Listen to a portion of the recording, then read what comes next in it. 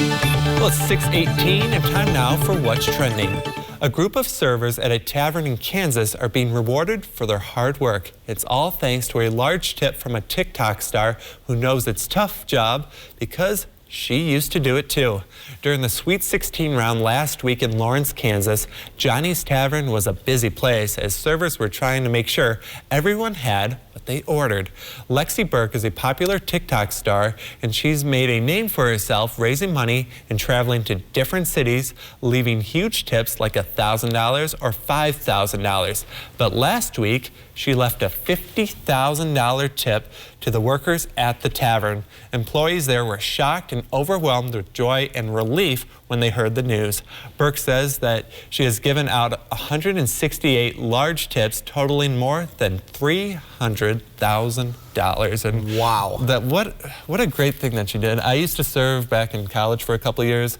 I don't really miss it, but you know, there were some cool people there, and then the money involved at times was pretty good, and I can imagine like a $50,000 tip splitting among the employees. I can only imagine the reaction when they saw that. I mean, and for you, you had your experience too. Did you bartend? Did you actually wait tables? What did you do? I waited tables, but I would do a little bartending because we'd serve drinks, but we wouldn't, we didn't have like a official bar, Sure. if that makes sense at all. Yeah, that makes sense. So, but I don't really miss it at all, serving. I mean, it's hard. I mean, because you have those customers that are rude, to put it cleanly, for TV, and those that are nice to it. It's always kind of a mixed bag, and plus, it can be physically tiring, I'm sure, sometimes too, because you go to some of these restaurants, you got people like balancing it on their arms, which those that can do it. Those that can do it, props to you. That's really impressive. But I mean, I think the public service announcement here is obviously you don't have to tip $50,000, but you should always tip, even if the service is kind of sometimes, because that's,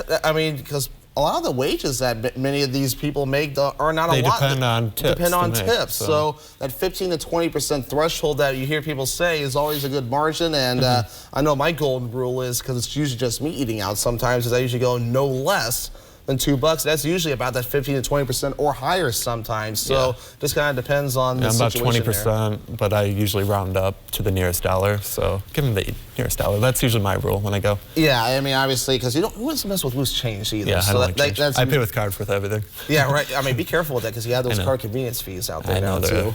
Well, that could be a whole nother discussion. But otherwise, so a FedEx driver is being called a hero after rushing to save a child from a multi-vehicle accident in South Carolina. Damian Rose's shift was over when he spotted smoke on the road ahead, saw the two cars, and was like, automatically, I knew it was an accident, he said. As soon as Rose arrived, he sprang into action. Quote, soon as I got there, I heard a lot of screaming and yelling, and they were saying, get the kid, end quote. Rose wasted no time pulling the little boy from the wrecked vehicle, and he said he also tried to help a trapped occupant in the other vehicle, but ultimately waited for responders to arrive alongside the families, who thanked him for going above and beyond to deliver this act of true heroism right on time. I mean, and FedEx drivers, they work hard too, and they're usually just trying to deliver packages on time, make sure they get safe and everything. But I mean, look at the video there. I mean, he delivered a life today when he really put the delivery spin on it. He saved a life and pretty much delivered a life like that. Yeah, and definitely props to him. I know it's definitely not an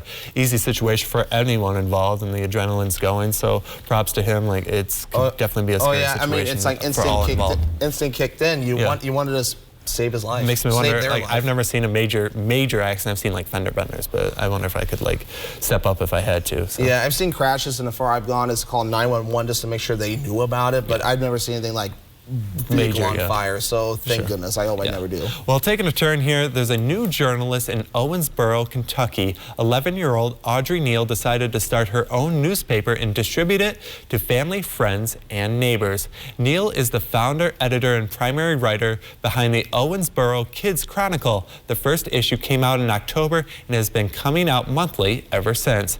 Things really took off for the paper when Neal's grandpa gave her a color printer for Christmas to update the then black and white paper. Her parents say it's impressive to watch her work, and Neal's mom is impressed at her daughter's ability to create her own writing assignments as well as completing them.